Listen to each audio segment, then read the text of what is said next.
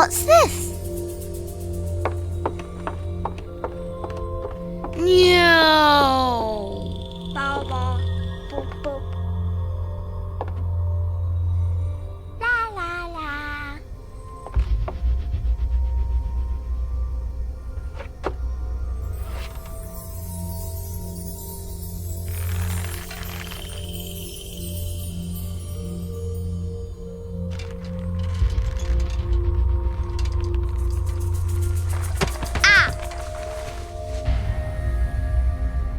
Ooh.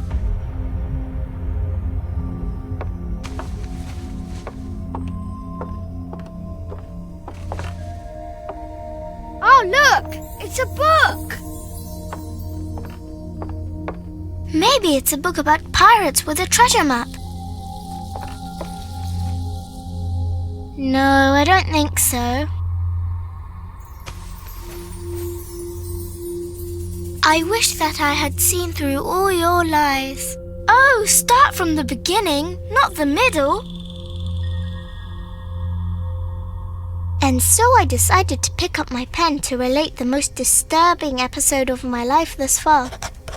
It all began early one morning in 1898 when Sherlock Holmes invited me to accompany him on a visit to the Marquis of Conyngham.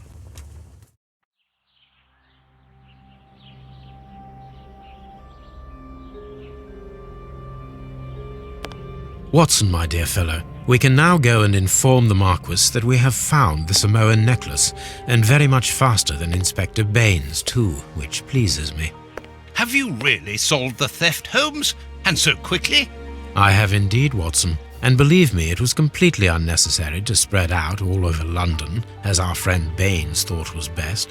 He likes to boast that his methods are equal to mine, but once again the outcome has contradicted him.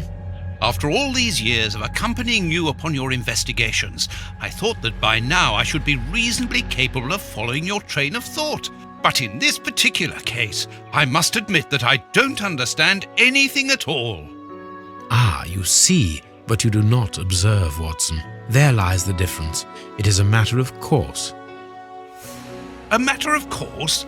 In the middle of the night, when everyone is fast asleep, the service bell within that room rings out and alerts the servants. They dress quickly and come running, but the door is locked and there is a strong smell of burning from within. A few seconds later, the master of the house himself, the robbed Marchioness's husband, the Marquis of Conyngham, arrives and unlocks the door using the sole key. A fire has started inside the room, but they have managed to arrive in time to put it out. It is at that moment that the Marquis realizes that the famous Samoan necklace, which had been safe within its glass cabinet only a few hours earlier, has now disappeared. In order to explain, let us confirm my theory before the arrival of Inspector Baines.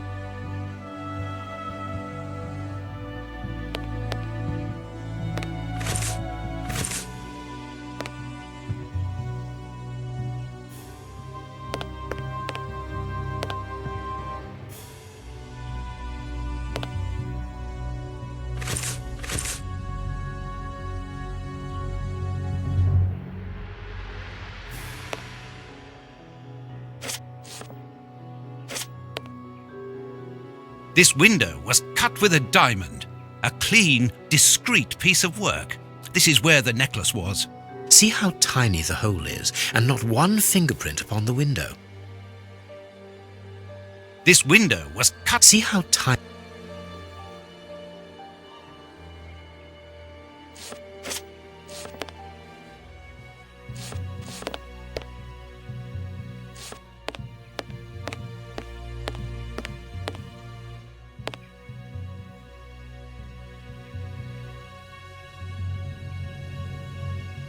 A mark undoubtedly made by a diamond. Someone tried to cut the glass, but he was interrupted. Therefore, the thief tried to escape through the window, but he was interrupted. All the windows are locked. They've not been forced.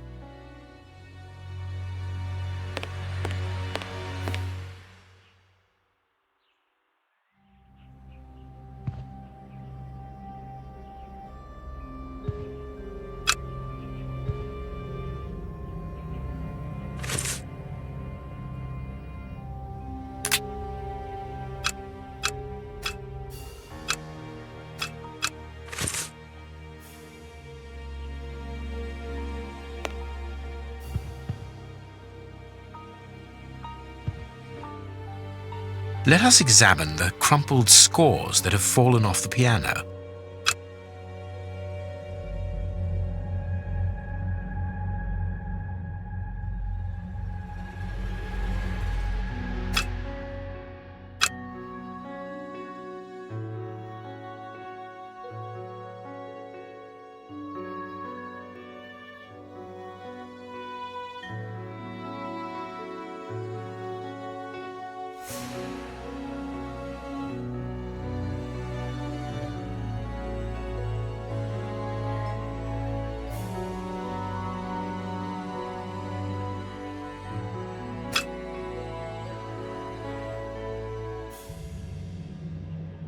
Let us examine the crumpled scores.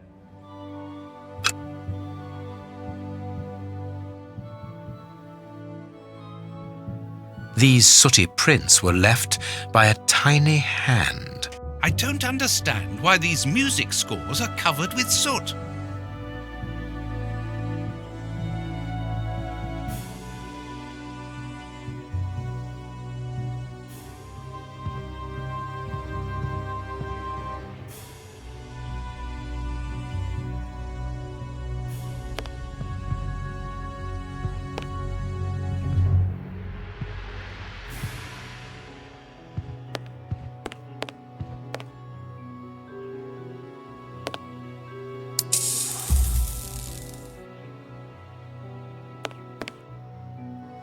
Footprints. You are not going to get on your knees to examine them. There is no need. It is soot. The servants must have trodden in it while they were putting out the fire. The fire started here, just beneath the bell pull. Whoever pulled the cord would have had his feet in the fire, unless it was pulled before the fire started. Heading towards his chosen escape route, probably the window, the thief knocked over the stool, which then caught fire. But why didn't he try to put the fire out at once? Strange. There are some objects here that have been knocked over.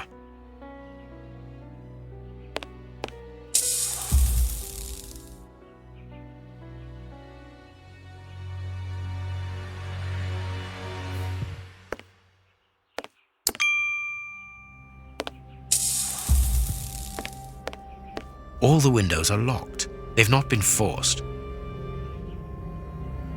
All the windows are locked. They've not been forced. Not very well kept, this aquarium. I can see a dead fish floating on the surface. This draft screen makes an ideal hiding place. As the theft was committed at night, I conclude that the thief hid himself behind the draft screen and waited until he was alone in the room.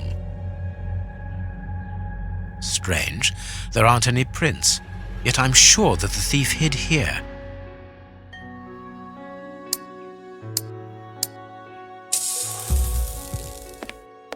When the servants arrived at the door, having been alerted by the bell, they saw evidence of the theft and the fire. but they didn't see the thief.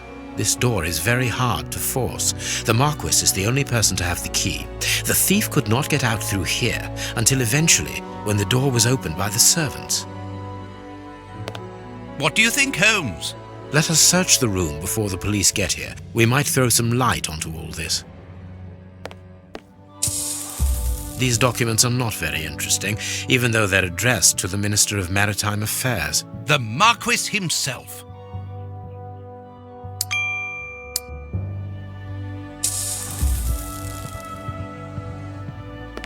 The chest wasn't opened. The necklace wasn't in it.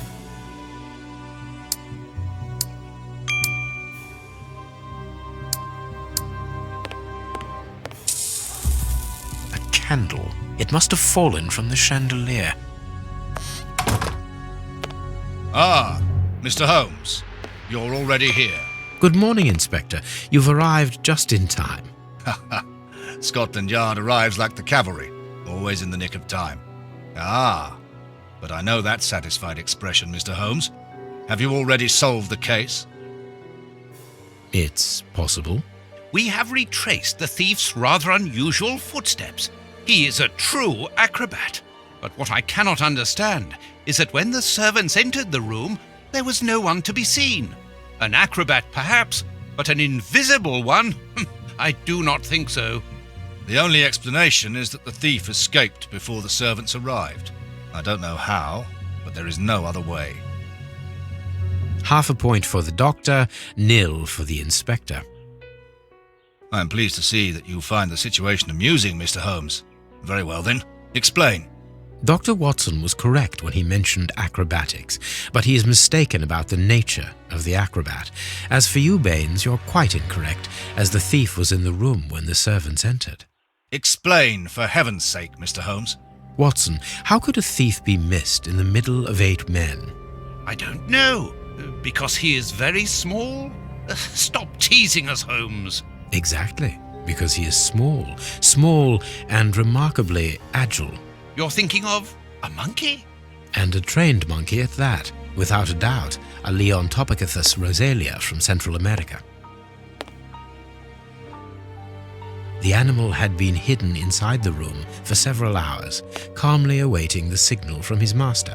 Once night had fallen and the room was empty, a high-frequency whistle alerted the monkey that it was time to begin the procedure for which he had been trained. The monkey emerged from his hiding place and used the point of a diamond to open the glass cabinet and steal the necklace. He headed across to the window by the chimney, but knocked over the stool, which in turn knocked aside the fire guard and started the fire. The frightened monkey jumped from the chimney by swinging from the bell pull, thus alerting the house servants. He then went to the window and began to use his diamond to cut a hole, but was interrupted by the staff trying to gain entry via the door, and he panicked again. He ran across the piano, scattering the music scores onto the floor, before hiding inside the chandelier, knocking over a candle. Finally, the servants and the Marquis entered the room, leaving the door open while they put out the fire. It was during the confusion that our agile little thief made his escape through the doorway. As simple as that. A brilliant explanation. Bravo, Holmes. And the necklace? I can see it from here, my friends. It's right in front of us. We have searched the room from top to bottom, Holmes. How were we unable to find it? Because we paid insufficient attention to the only victim of this affair. What victim? No one is dead? Yes, Watson, a poor goldfish whose destiny was to die, crushed by one of the most precious necklaces in England. The aquarium is just beneath the chandelier. I understand. The little monkey had likely hung the necklace around its neck and lost it when he leapt from the chandelier. The jewels fell into the aquarium, where they remain now.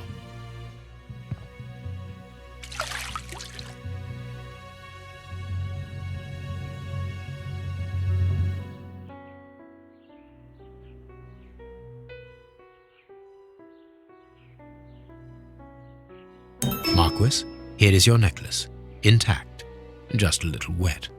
Mr. Holmes, This brilliant demonstration does credit to your reputation. Thank you so much, Marquis. Do you wish to verify the authenticity of your jewel? No, I recognize it. I have spent many hours admiring it, you know. Good. I will return it to its box and...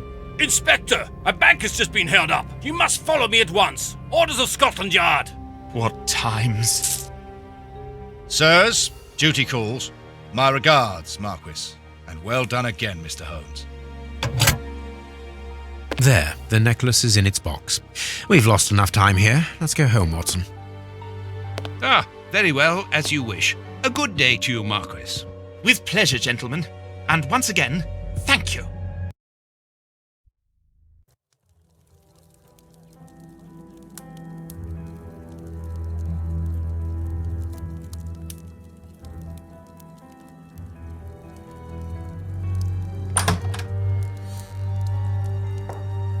This morning's newspaper. Holmes, have you read this article about you? No, Watson, not yet, and I won't have time to. Read it before you leave. It's outrageous. If you insist.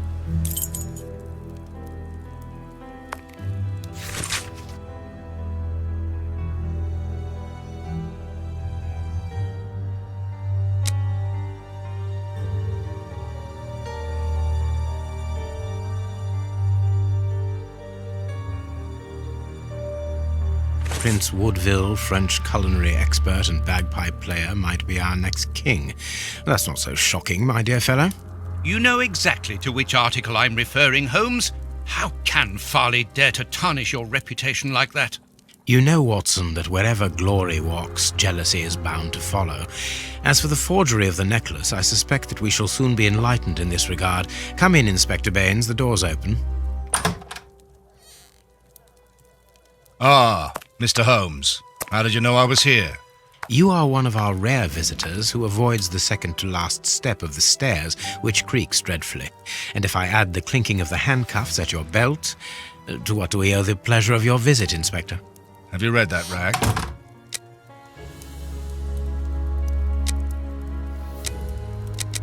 Inspector, can you explain this slander? Has the necklace of the Samoas really been replaced by a fake? I don't know how the reporter got hold of the information, but it's true. About the necklace, of course. I wouldn't permit myself to question the integrity and honesty of Mr. Holmes. The necklace is a forgery? Impossible! I saw the Marquis authenticated before my very eyes, before Holmes returned it to its place. Mr. Holmes, the Marquis believes Osmond Farley's theory. I shouldn't be surprised if the reporter isn't behind all this slander about you. He's a freelancer, well known for his explosive and subjective articles. In any case, the Marquis assures us that you were the last person to have the necklace in your hands. Let's return to the Marquis's house, Holmes. I'm sure that we'll have no trouble in taking apart this theory. It is unnecessary. Such allegations collapse on their own, like one of Mrs. Hudson's soufflés. Let us leave the police to solve this problem and turn our attention to the matters in hand. Perhaps you are right, Holmes. Inspector, I assume that you have the fake necklace with you. It's why you're here. Your superiors would like me to examine it. Indeed. They would like you to confirm or deny putting this fake in the box. Can't that wait? I must go to the house of Lord Peregrine Maitland, the Bishop of Knightsbridge. And the Marchioness? She is beside herself. Without the necklace, her marriage is compromised. It is the principal item of the young woman's dowry. What a lovely marriage. Holmes, forgive me for insisting, but don't you want to examine the fake jewellery? Watson, I have an appointment, and it's out of the question that I arrive late. It will only take you a couple of minutes. You really must quell the suspicions put forward in this appalling article. If you will allow me, Inspector? Be my guest. Very well. What do you think, Holmes?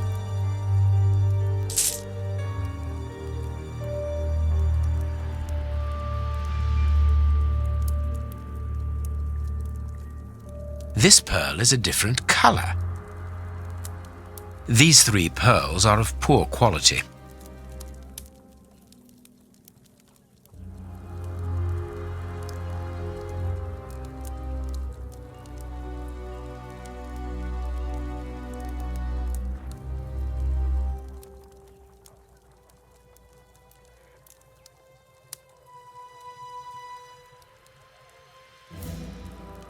This pearl is too small. It is not in its place here.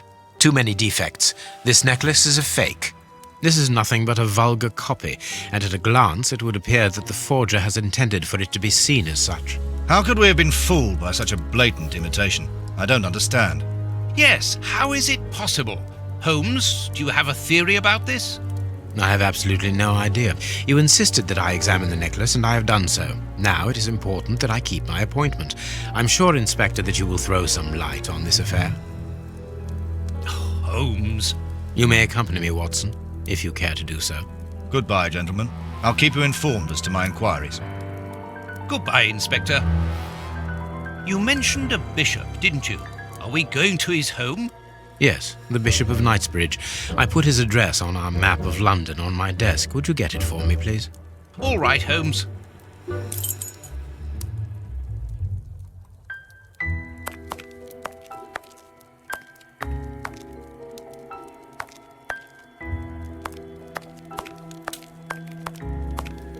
The work table, where Holmes analyzes things.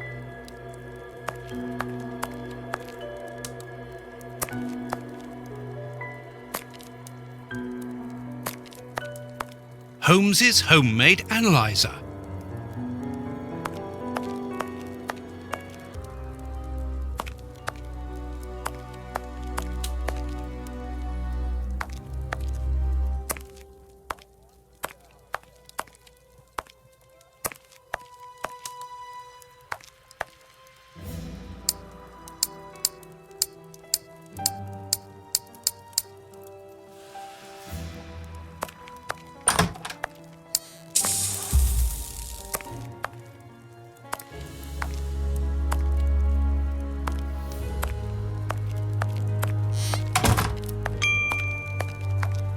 I have found your map.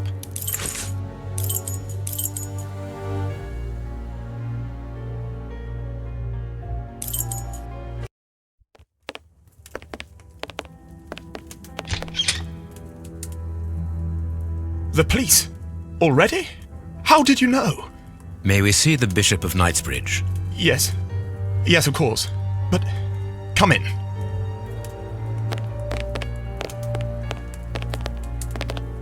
What has happened, Reverend? What? I don't know. It was last night, I think. I only just arrived, and I have made this macabre discovery.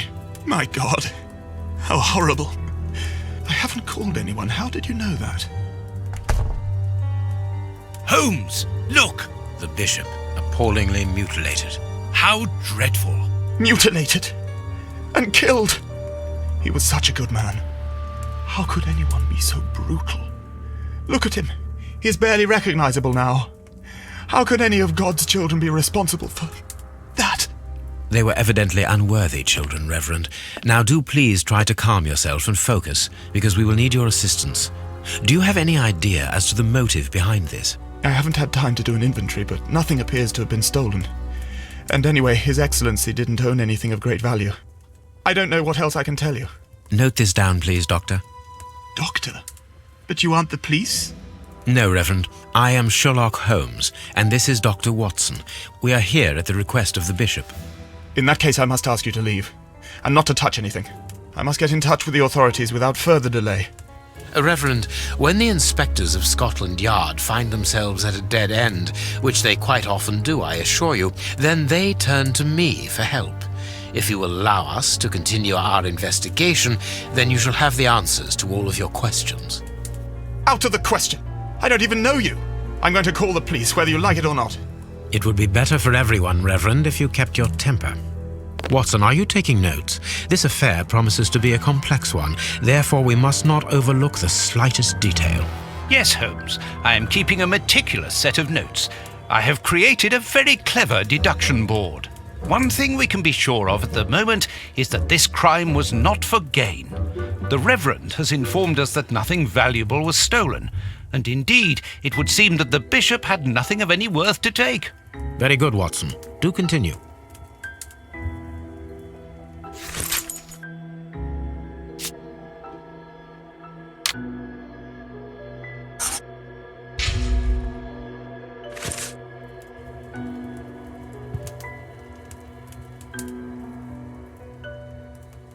The fingers have been crushed and violently struck.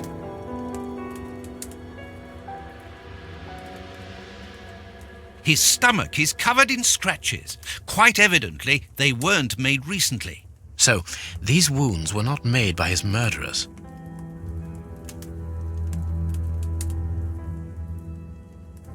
A piece of rope that was used to tie up that poor man.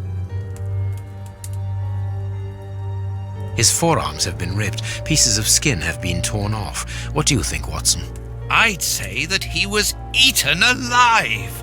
Yet I've noticed a curious degeneration of the skin tissue around the wounds.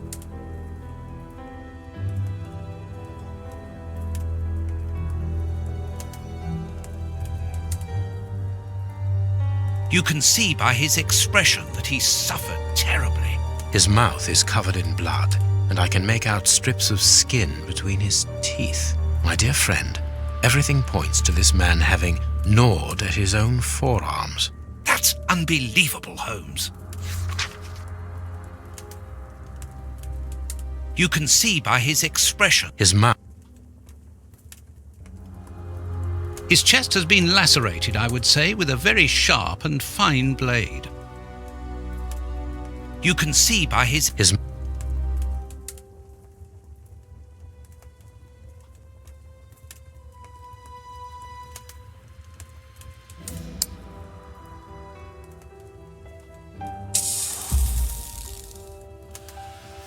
These burns are terrible. A finger. Apparently it doesn't belong to the Bishop of Knightsbridge. How dreadful. This poor man was tied just below the knees. To stop him from walking, certainly, but mostly to free his feet.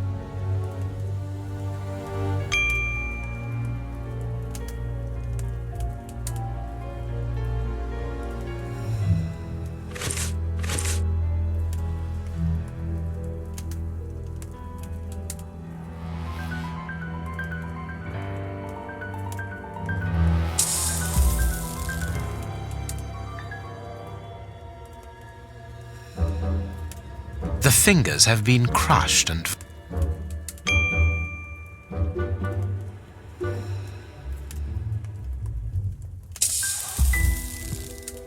A broken bottle of whiskey. However, the Bishop of Knightsbridge was known for his sobriety.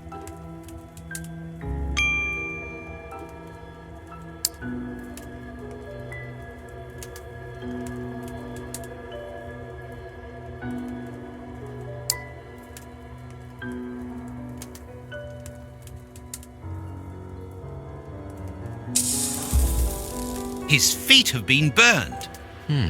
My first impression is that he wears a size 9 shoe. You? But what does it matter, Holmes? My God, Holmes, this man was horribly tortured.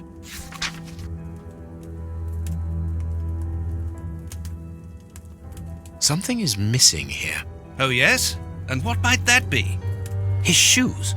Watson, his shoes are missing. A broken file and blood near the neck. What a strange smell. Chemical components, I think.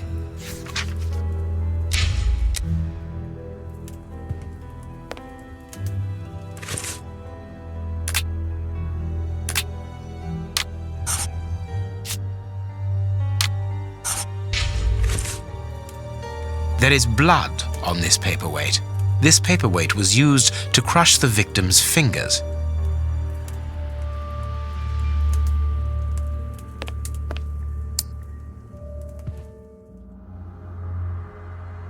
I am missing some information. Reverend, I'm missing something, an implement with which to open this chest. Could you tell me where to find it? No, go to the devil! What are you afraid of, Reverend? What is inside the chest? I'm not afraid of anything. In fact, I do have the necessary implements, but if I have to give them to anyone, it will be to a representative of the law and no one else.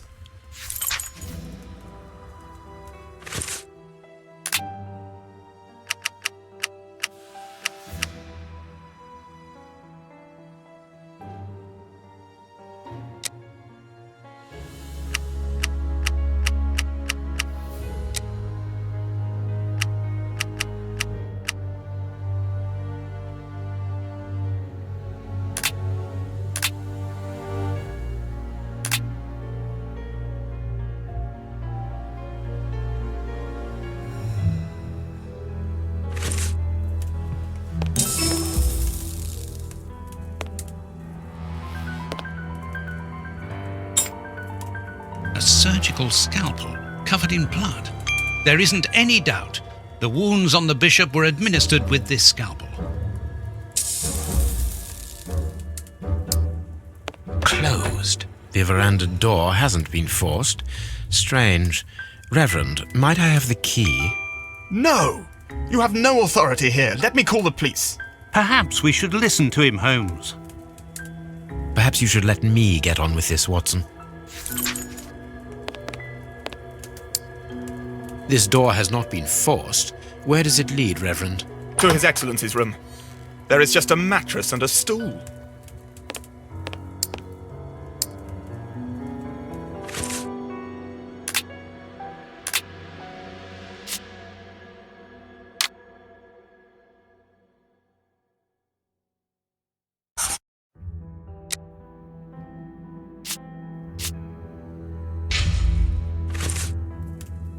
The bishop's bedroom. It is very austere. Nothing in particular here.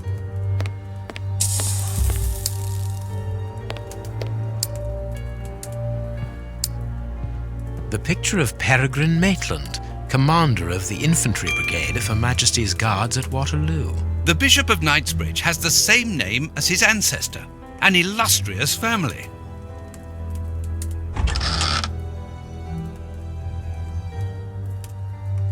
It's a cilice designed to bruise the person wearing it. The bishop wore it as repentance. A whip? No, it is a discipline for self-flagellation.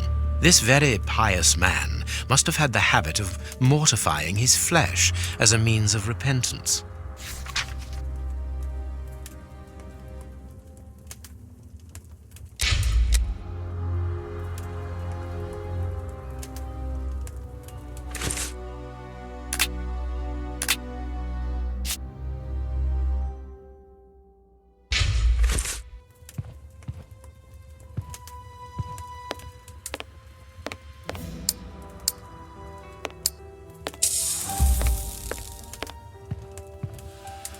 This stove is filled to overflowing.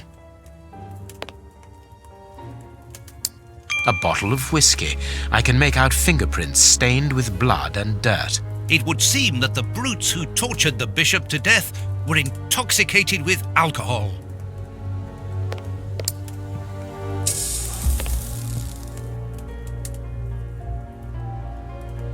This metal rod is for fastening the chilice.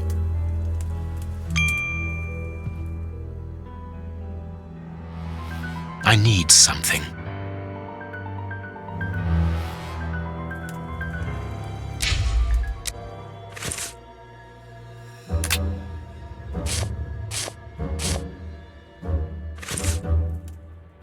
I need something. Impossible. Impossible.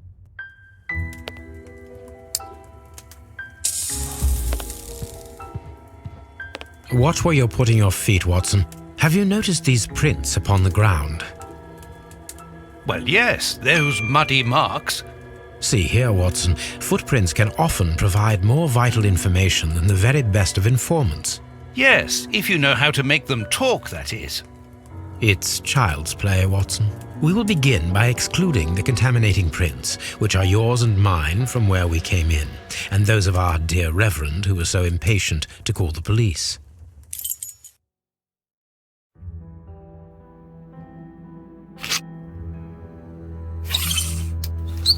Size 9.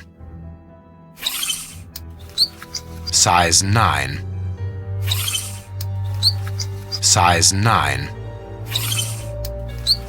Size 9.5. Size 9. Size 9.5.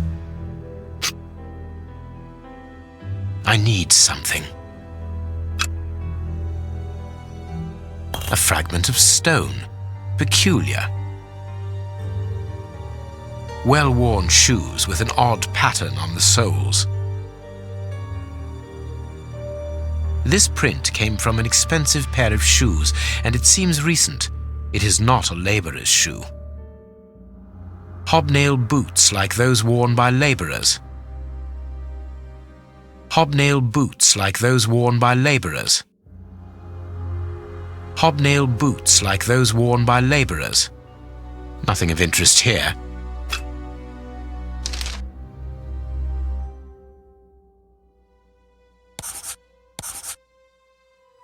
That's not right. Start again.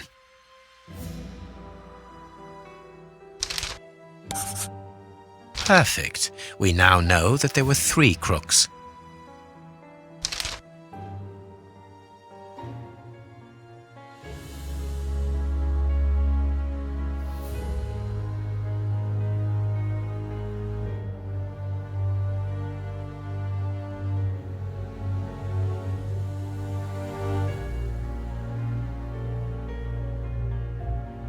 Strange but true.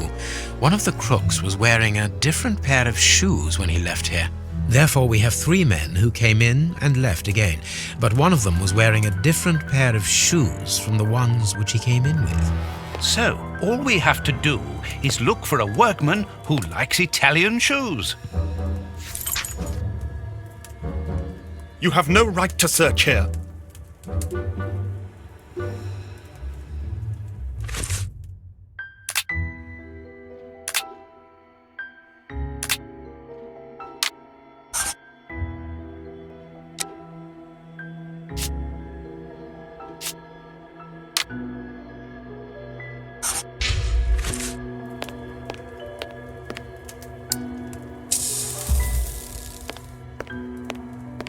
I cannot leave now. Let us look at our deduction board, Watson.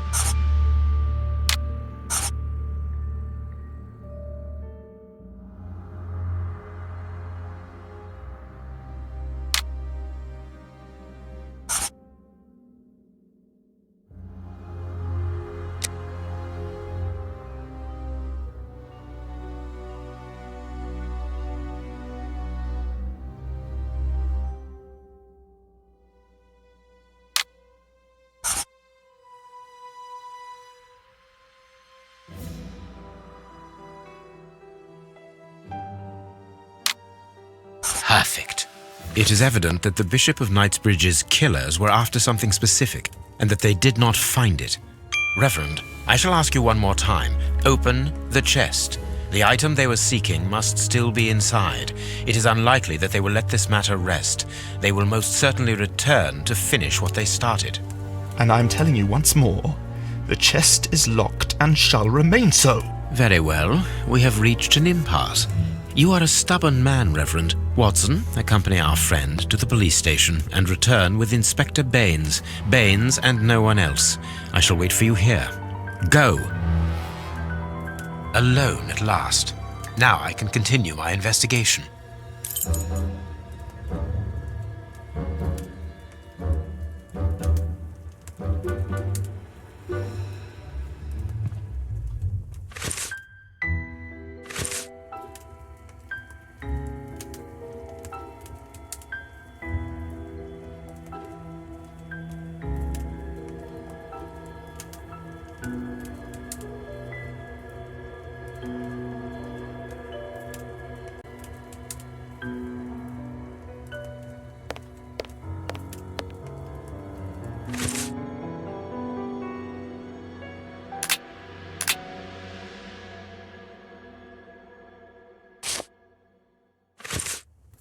This lock should be easy to pick. Let's see.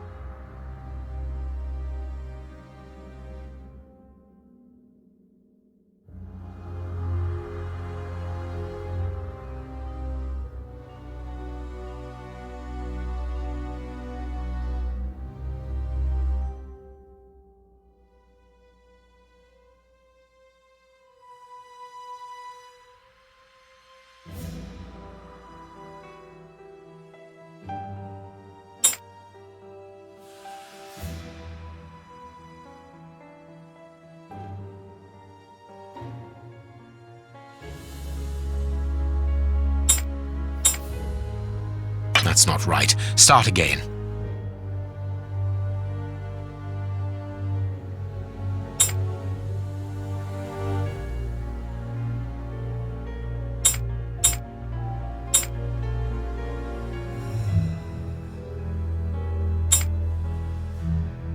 There we are. It is simplicity itself. There isn't anything much in this room. It must be used as a reading or meditation room. An ink stain, quite fresh. This stain is just on the edge of the rug. Let's see. There is nothing on the floor, yet the ink must have soaked through the rug. This inkwell was tipped over recently. An ink stain. The ink stain on the floor comes from the ink on the rug, but they are not in the same place. Someone has moved the rug recently. That is curious. There is something strange on the floor. Certain stones have been marked out, just like a chessboard. That is curious. There is something strange. I need something.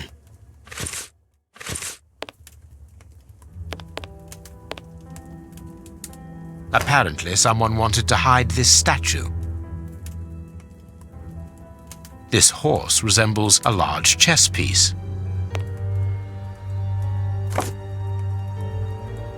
There is a message underneath this statue. Let's see.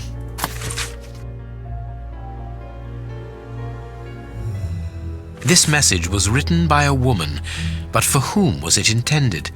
Interesting, this chess game. That is curious. There is something strange. I need...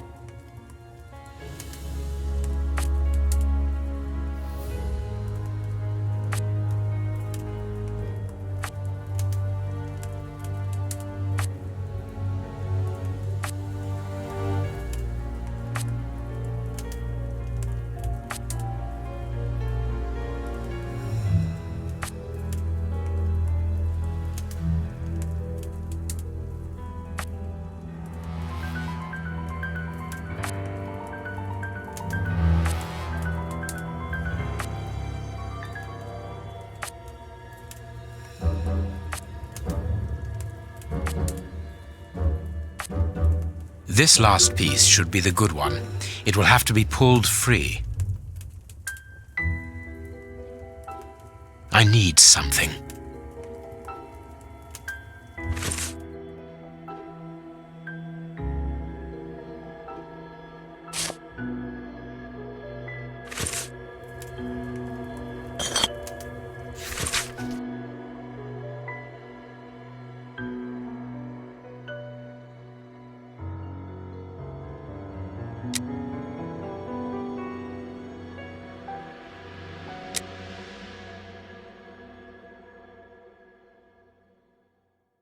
A packet of letters addressed to the Reverend.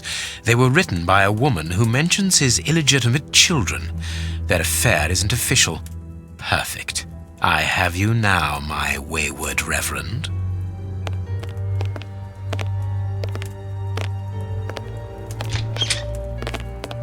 Ah, Watson.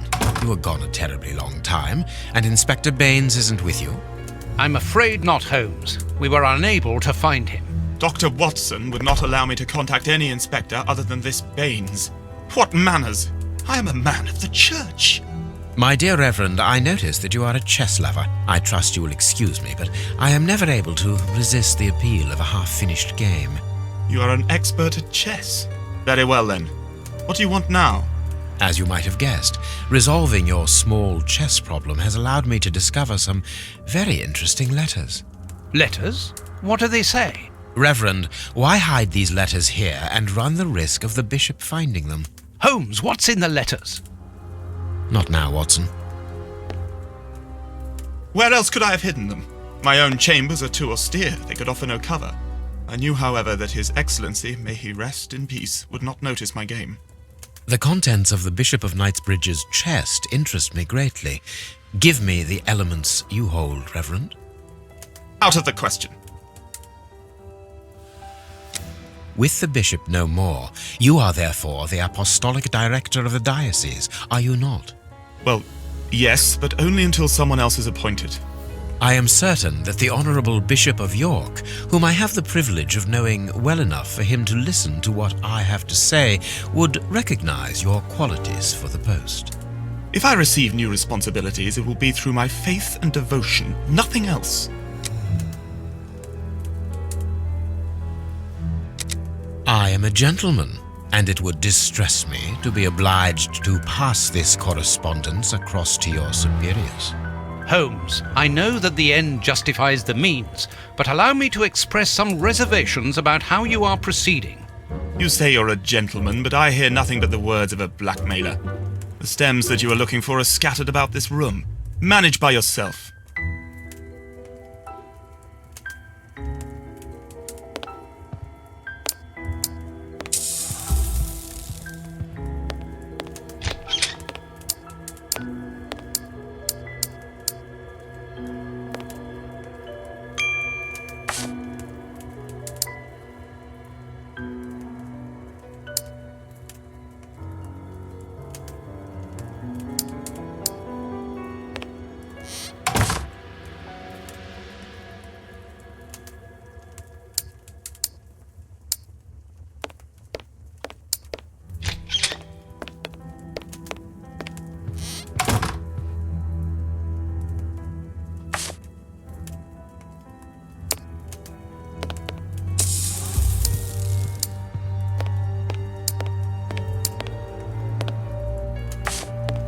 You have won. Evidently, as I always do. What are you able to tell us about the Bishop of Knightsbridge's last days? Did anyone come to visit him? Did he seem worried, anxious? Do not omit the smallest detail. His nephew came to see him yesterday at His Excellency's request. I found this visit a little peculiar because the young man rarely visits his uncle. Do you know why that might be? Were they on bad terms? I don't think so. It's rather a consequence of his work. The young man is employed within the archive section of the Royal Library, which doesn't leave him with a lot of free time. Do you know the reason for his summons? No, but the conversation was very heated. It only lasted for a few minutes and ended with the nephew in a terrible rage. Interesting. I've answered your questions. Will you now let me contact the authorities? I'm afraid not, Reverend. Not just yet. All right, now we can open the safe.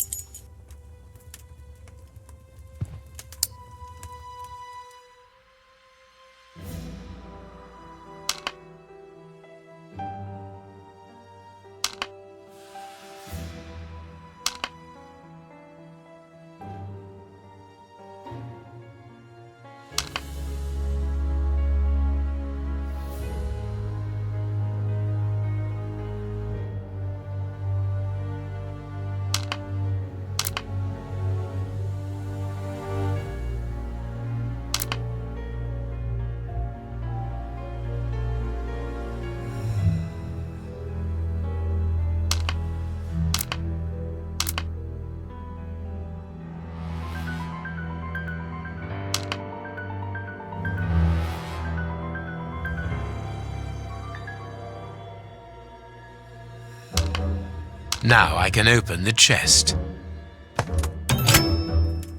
Here we are.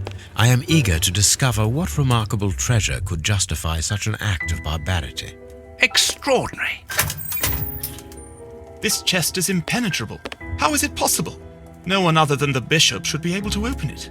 You open the chest with disconcerting ease, Holmes. I've seen and heard quite enough. This time you won't stop me. Catch him, Watson. What the? But why? Run, Watson. Hurry.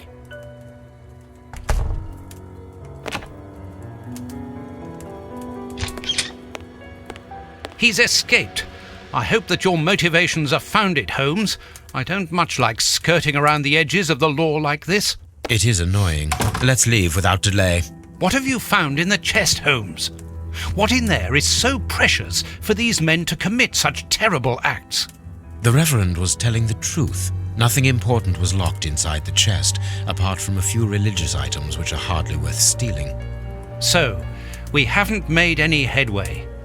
Perhaps the police will. By the time the police arrive, we shall be a long way from here, Watson. We are leaving.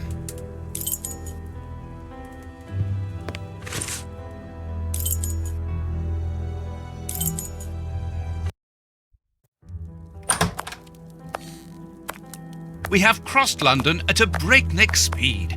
We could have knocked someone over, and naturally I had to pay the cabbie out of my own pocket. Watson, stop complaining. We have to analyze the clues found at the bishop's house.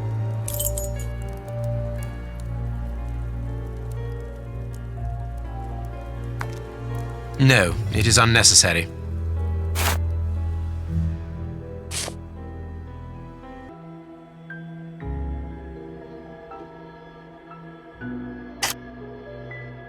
Black and damp earth under the nail. Interesting.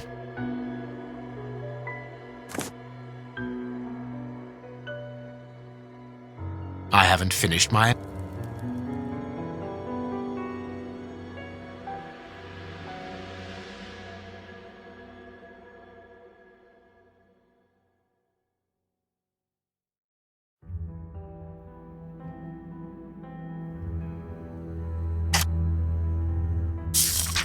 Bite marks on this severed finger. I am afraid of the significance. The thieves didn't get what they wanted. When they were faced with the bishop's refusal to cooperate, one of the gang shook his finger at him to indicate that he was responsible for his unfortunate state.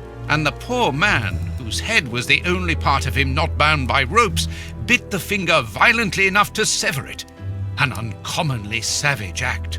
Watson, I am certain that when we have explained the reasons behind this sudden bestiality, we will have revealed a larger part of the mystery.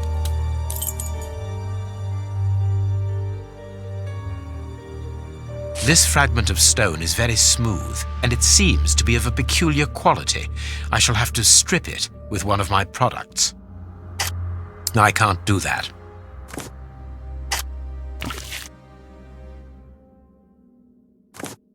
I can see something.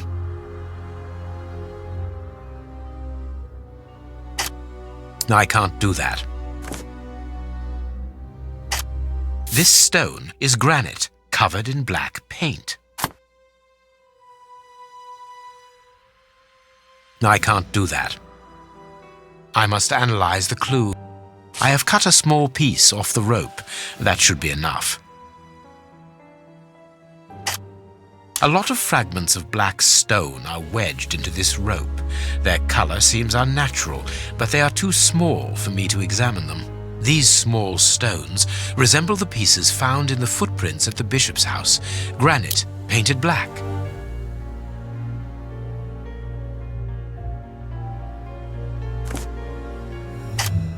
I can't do that. I can't do that. I can't do that. I can't do that. I can't do that. This rope is only worn on one side. I need something. Black and damp earth.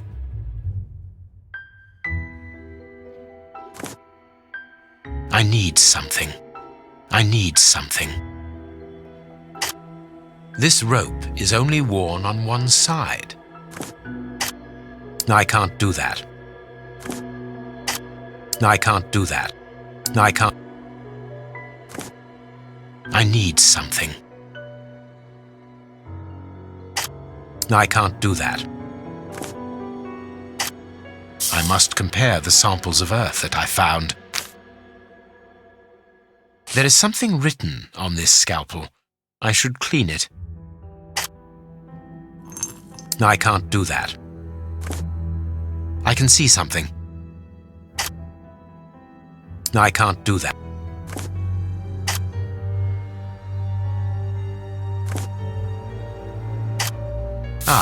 I can make out WCCH. What do the initials stand for? How many hospitals are there in the Whitechapel area, Watson? If we count public dispensaries, enough to keep us busy for an entire month. Did this scalpel come from a hospital? Yes, as the initials WCCH engraved upon it show us. We must think on how best to deal with this. We do not have the time to investigate every hospital in Whitechapel. I must compare the samples of earth that I found. And if I mixed this earth with another substance, I can see something. I can't do that. I can't. I can't do. I can't do that. I can't do that. I can see something. Now it must all be stirred.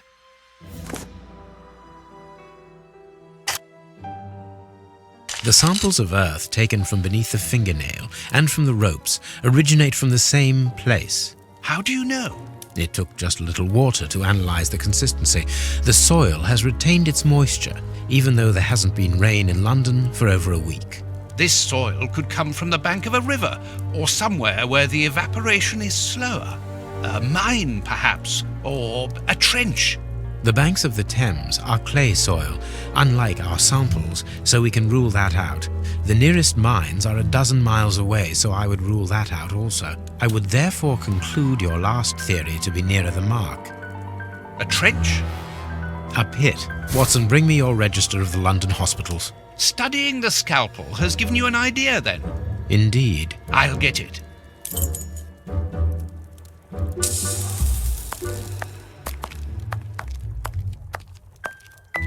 Have you found your book?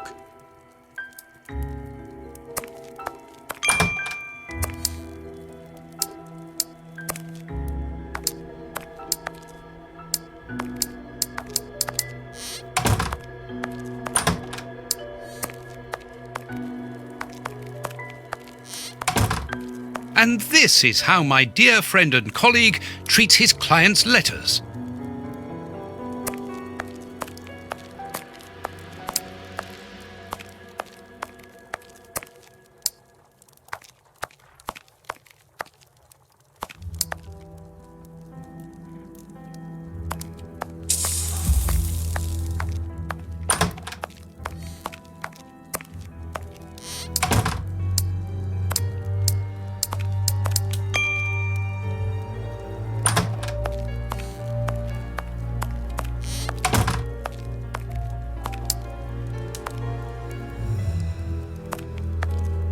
Have you found your book?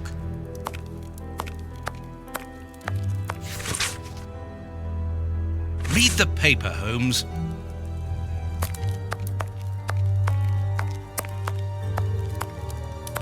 General practitioner? That won't be of any use to me. Hospitals and dispensaries in London. I have found my book, Holmes. Good. Put it on the work table, will you?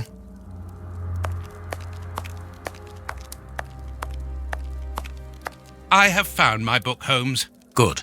Put it on the work table, will you?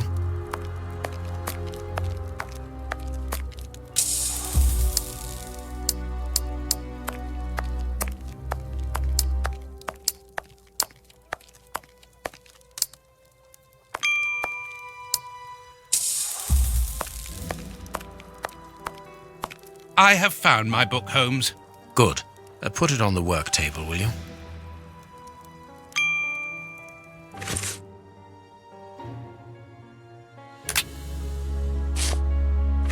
Here is the section showing Whitechapel.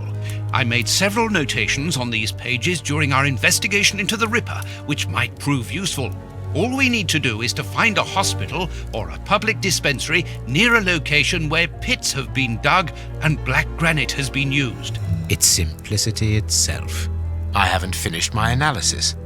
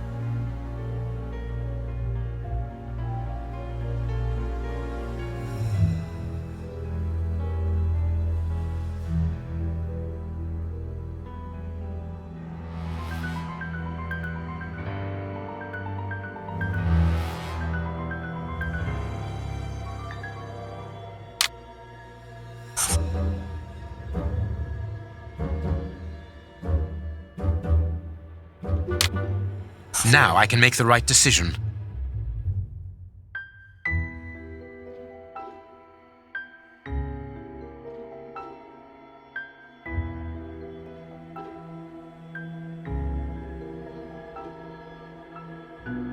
I haven't finished my analysis.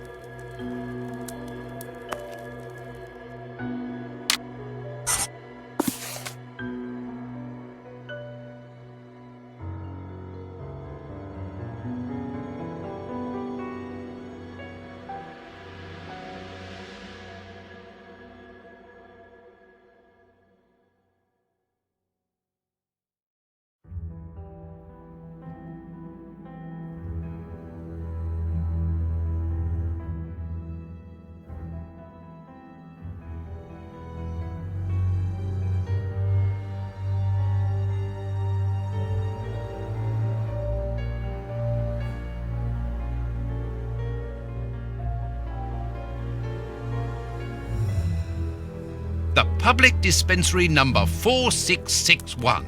It's just opposite the Whitechapel Street Cemetery. Yes, Watson. The murderer with the missing finger must work in the cemetery, or at least visit it. He could have taken a rope, one of the type they use to lower the coffins into the graves. The granite is minute particles of tombstone. And he only had to cross the road to steal a scalpel from the dispensary opposite. I need something.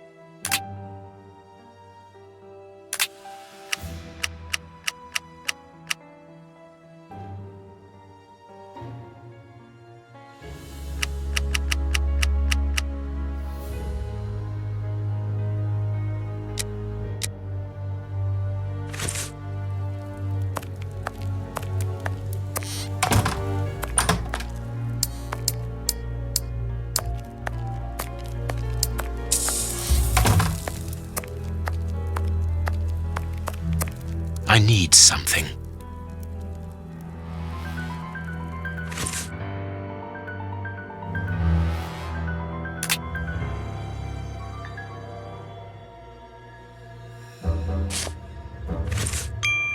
I can analyze the chemical composition of a substance here.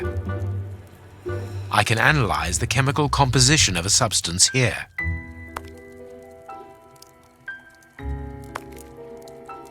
No, it is unnecessary.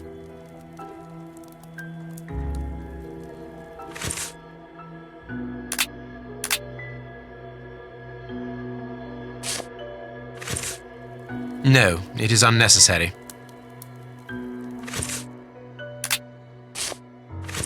No, it is unnecessary.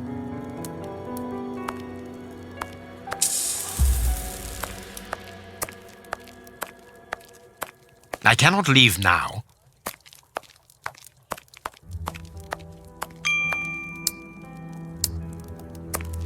No, it is unnecessary.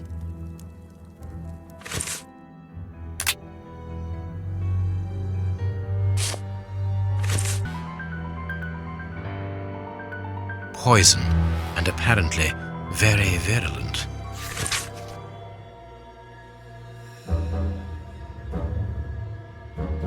Poison. Discreet, efficient, and only detectable via a thorough post-mortem.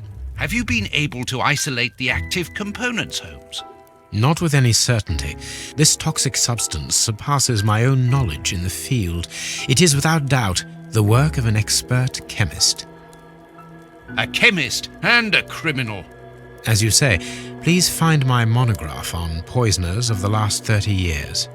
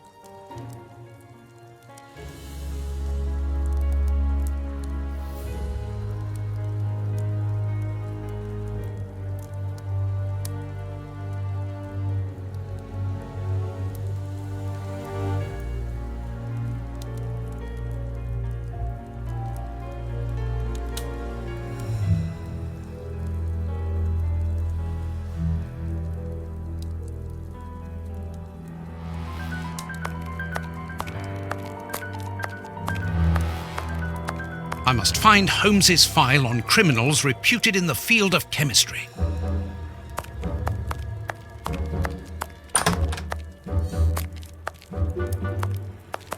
This bust was...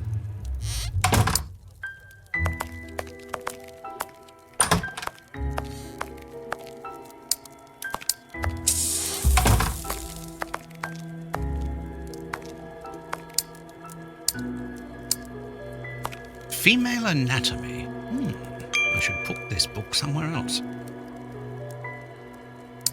The harpoon that was used to kill Black Peter. A horrible murder.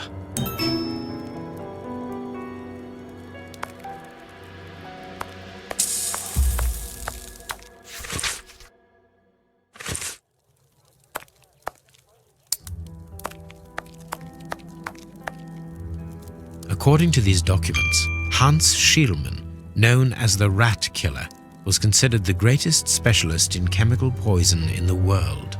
Is he at liberty? Happily, no. He has been held in the high-security wing of London's Westgate prison for many years now. Then he cannot be the one who concocted the poison. Don't dismiss him too quickly, Watson. According to Scotland Yard, the man is exceptionally intelligent. For the greatest criminals, prison is but a mere obstacle. Let's plan a little visit to see Mr. Schielmann tomorrow.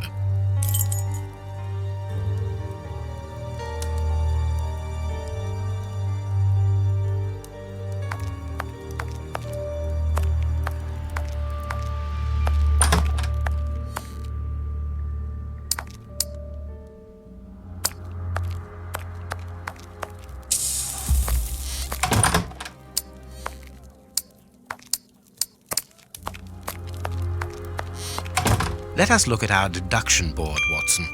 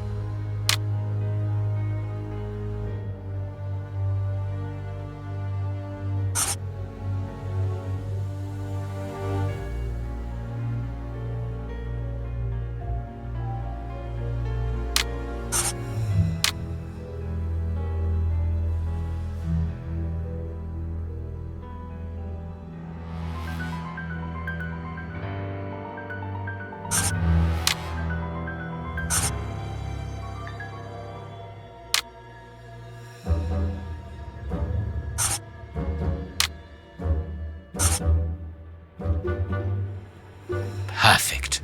Well done, Watson. Our board is finished. It confirms that the bishop's murderers work for one person, who, amongst other things, possesses a very sophisticated poison. They therefore act for someone more educated than themselves. You remember Wiggins and his gang, the Baker Street Irregulars? Yes, the street urchins, whom you employ upon occasion, and Wiggins is their leader. Yes. Well, I have hired their services again. I have instructed them to find out the address of the bishop's nephew. I think he's here.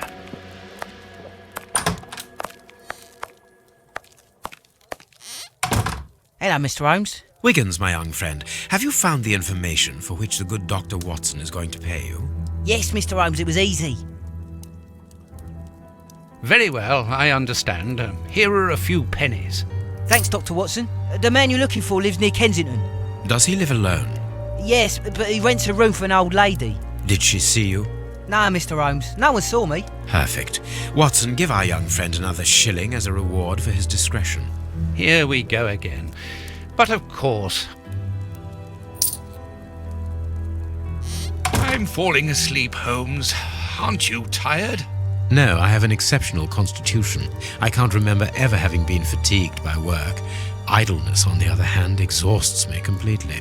Go to bed, Watson. The night will be short. We leave at dawn. Wow, this is a real adventure. It's exciting. I like it better than made-up stories. I want to know what happens next. Keep reading. I'm going to. Ah, I want to listen to. My readers must excuse me if I do not describe in full detail here the terrible images which haunted me that night. I had a sense that something extraordinary would take place, but I was scarcely prepared for the reality of it. Good morning, Holmes. Did you get any rest? I did not attempt to sleep. Have you managed to come to any conclusions? I think that we might follow 3 trails. We can visit Whitechapel to try to discover the identity of the murderers by making inquiries at Dispensary 4661 and at the Whitechapel Street Cemetery. The poison trail seems more important to me. We should perhaps go to Westgate Prison first to see Hans Schielman. Yes, and let us not forget the bishop's irascible nephew, whose address we now have, thanks to my Baker Street irregulars. I have located each place on our map of London. Holmes, let me remind you that we still have not been officially instructed to investigate this affair. Ah, well, we will just have to hide that small detail.